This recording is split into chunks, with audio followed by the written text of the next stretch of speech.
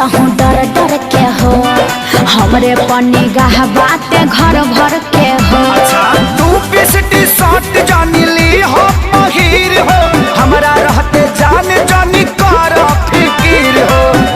कुछ पल संगे तू बिताई हानु हो कुछ पल संगे तू बिताई हानु हो।